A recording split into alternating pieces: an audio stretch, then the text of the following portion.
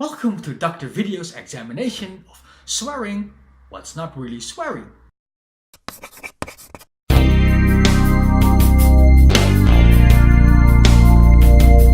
May surprise you that the first on-screen F-bomb came from a 1933 Looney Tunes cartoon called Bosco's Picture Show.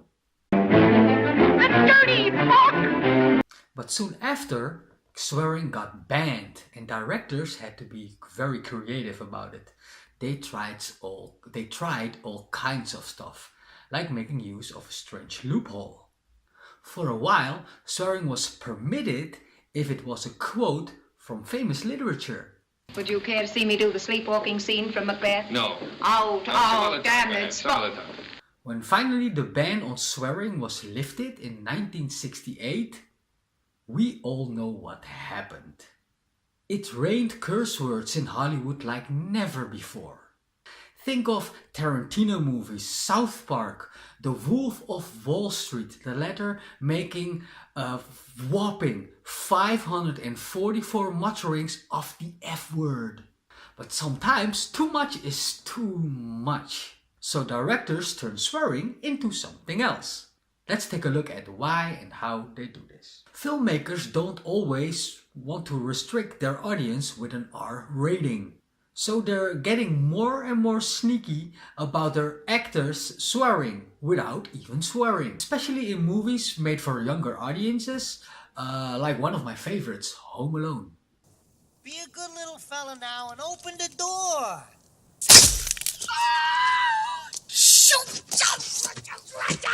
What? What? What? What happened?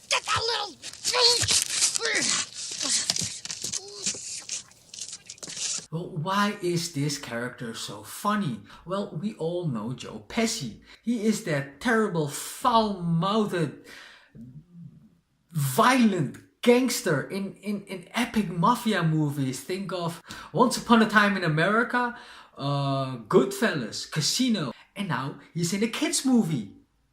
He can't swear shit. He cannot swear.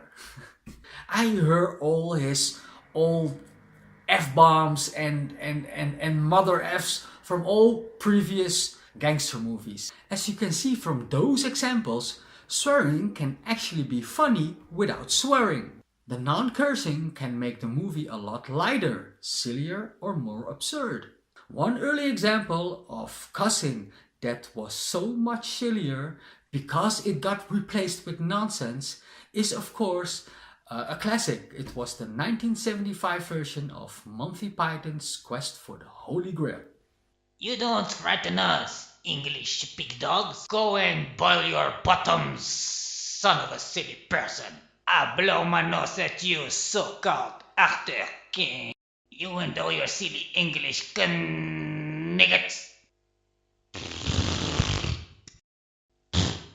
What a strange person. Now look here, my good man. I don't want to talk to you no more, you empty-headed animal food troll viper. I fucked in your general direction. Your mother was a hamster and your father smelt of elderberries. Imagine if they had used real swear words. It simply wouldn't have been so absurd or even offending. Take a look at some more examples. Some actors like to make a real sport of it. You are a fart factory. Slug-slimed sack of rat guts and cat vomit.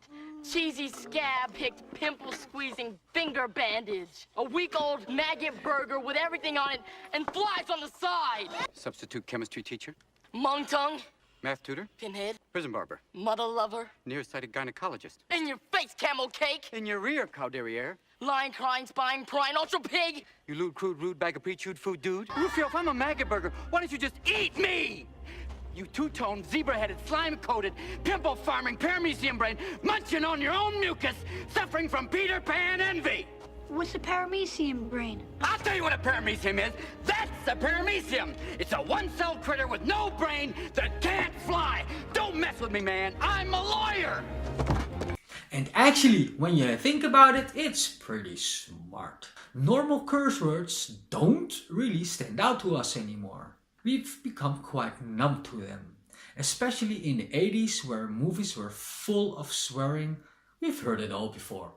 By using different ways to swear, we actually remember those movies and series a lot better. I am Cornholio. I need TV for my bunghole. I need TV for my bunghole. Some characters have their very unique swear words.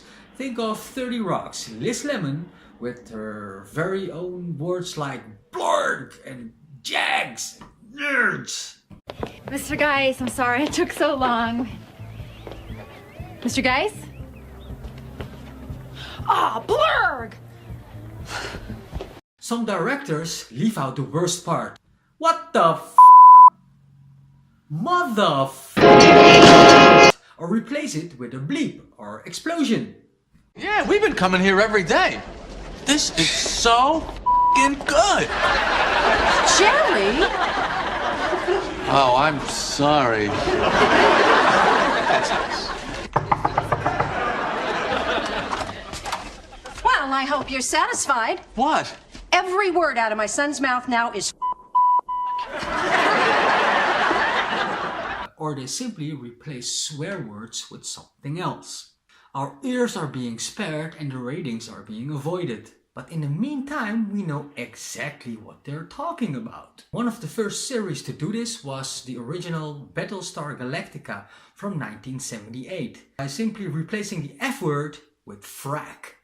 This became a famous non-curse word, made it to the reboot of the series, and it even had a sketch in the Robotchicken. What the frack? I think we're fracked. I can't see any fracking way we can survive this fracking assault. Sorry, sir. I need to be excused. I gotta take a shard. A massive, wet, sloppy, huge fracking shard. Sorry I'm late, guys. I was just having anal sex in the locker room. Who the frack jerked off in my fracking coffee?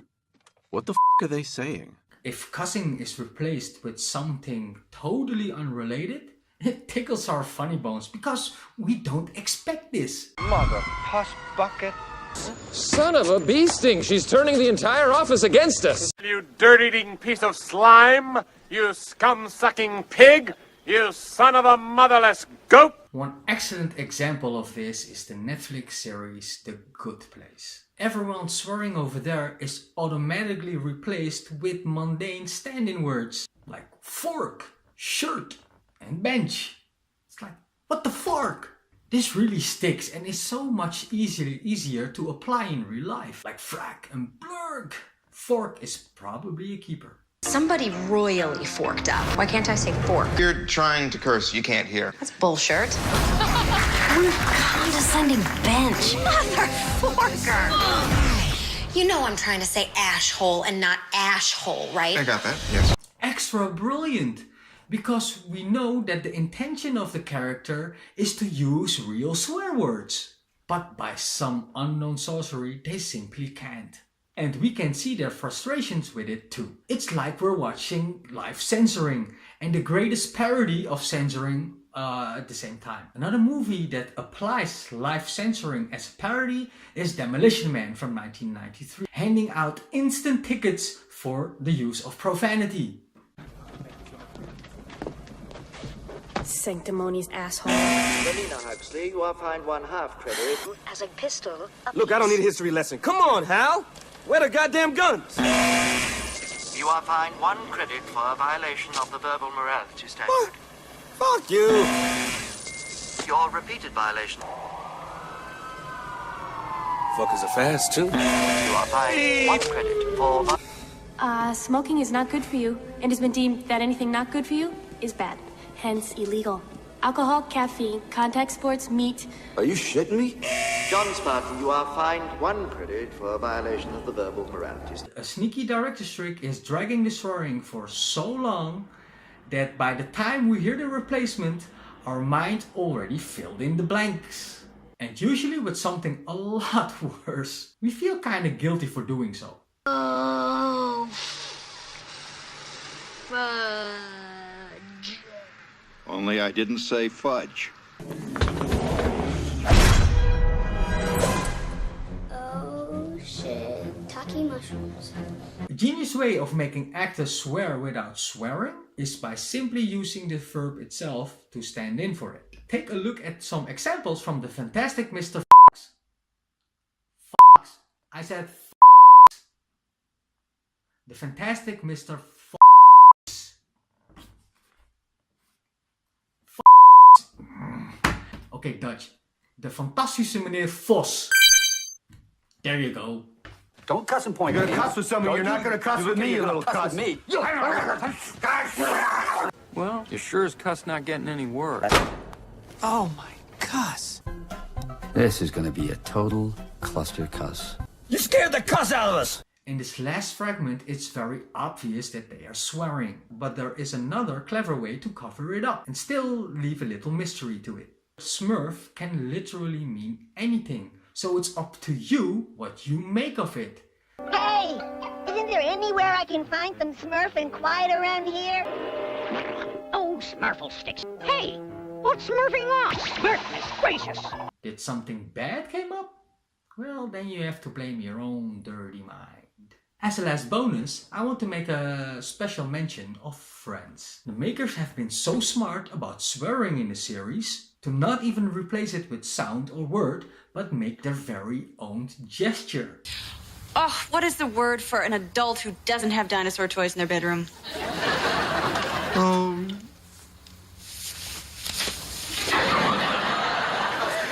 What was that?